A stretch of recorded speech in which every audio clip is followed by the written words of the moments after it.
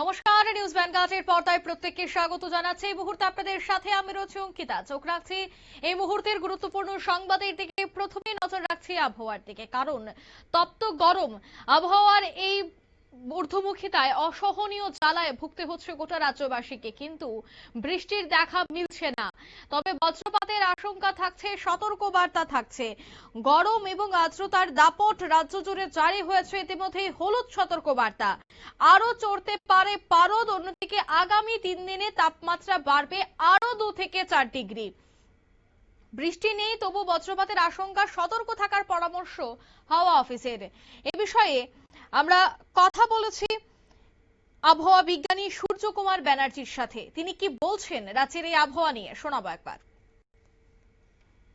রাজ্যে এই মুহূর্তে যে একটা পরিস্থিতি তৈরি হয়েছে বা গরম এবং আর্দ্রতার একটা অস্বস্তি বাড়ছে, সেটাকে কি আনুষ্ঠানিকভাবে হিটওয়েভ বলা হচ্ছে? অ্যাকচুয়ালি আমরা এটাকে হিট ওয়েভ বলতে পারবো না, আমরা এটাকে হট এন্ড হিউমিড ওয়েদার হিসেবে আমরা দেখছি এটাকে। আচ্ছা, হিট ওয়েভ আমরা বলতে পারছি না এটাকে, কারণ হিট ওয়েভের যে ক্রাইটেরিয়া, সেই ক্রাইটেরিয়াতে পৌঁছয়নি। এমনি সমগ্র ত্রিপুরাতে আমাদের যে পূর্বাভাস রয়েছে, 36 থেকে 38 ডিগ্রির মধ্যে তাপমাত্রা থাকার সম্ভাবনা রয়েছে। আর আগামী 3 দিন সেই হট এন্ড হিউমিড ওয়েদারই থাকবে।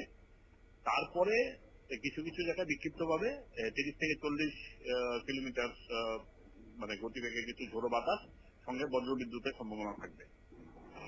গত কয়েকদিনের যে পরিমাণ তাপমাত্রা ছিল, সেটা কতটা স্বাভাবিকের থেকে বেশি ছিল এবং কোন জেলায় সব থেকে বেশি গরমের তীব্রতার রেকর্ড করা হয়েছে? স্বাভাবিক থেকে গতকালকে যেটা ছিল 36.4, স্বাভাবিক থেকে 3.1 ডিগ্রি সেলসিয়াস বেশি। তার আগের দিন ছিল 36.6, সেটা ছিল 3.3 ডিগ্রি সেলসিয়াস বেশি। এটা হচ্ছে আগরতলার জন্য বলছি। আর আমাদের ঊনকোটি জেলা কৈলাস শহরে গত দুদিন আগে ছিল 34.8, যেটা স্বাভাবিক থেকে 2 ডিগ্রি সেলসিয়াস বেশি ছিল। আর কালকে ছিল 33.4, যেটা স্বাভাবিক থেকে 0.6 ডিগ্রি সেলসিয়াস বেশি ছিল। বর্তমান সময়ে আমরা এই যে সময়টা সাধারণত আমরা দেখি যে ঝড় বৃষ্টির একটা পূর্বাভাস থাকে, কিন্তু এই এছাড়া 2026-এ দাঁড়িয়ে আজকে যেন সেই চিত্রটা ভিন্ন। কেন এটা হচ্ছে বা তাপমাত্রাটা ঊর্ধ্বমুখী হওয়ার তার পেছনে কারণ কি? জলবায়ু পরিবর্তন নাকি তার পেছনে অন্য কোনো সিস্টেম? তাপমাত্রা ঊর্ধ্বমুখী হওয়ার পেছনে যেটা রয়েছে এখন বজ্রবিদ্যুৎ হওয়ার যে সম্ভাবনা গুলো রয়েছে বা যেই যে কারণে হতে পারে, সেরকম ভাবে সেই সম্ভাবনাটা তৈরি হয়নি। সেই ঘূর্ণাবর্ত আমাদের এই অঞ্চলে সেরকম ভাবে তৈরি হয়নি। আর যেটা আমাদের রয়েছে যে আমাদের দক্ষিণ দিক থেকে যেটা সাউদার্লি উইন্ড যেটা আমাদের আসছে, সেটা সেই পরিমাণে ময়েশ্চার এখন আস্তে আস্তে নিয়ে আসছে আর কি। যার ফলে কি হচ্ছে যে আমাদের বৃষ্টিটা হচ্ছে না, কিন্তু তার সঙ্গে তাপমাত্রা বেড়ে সঙ্গে সঙ্গে বাতাসের যে আপেক্ষিক আর্দ্রতা সেটাও বেড়ে যাচ্ছে।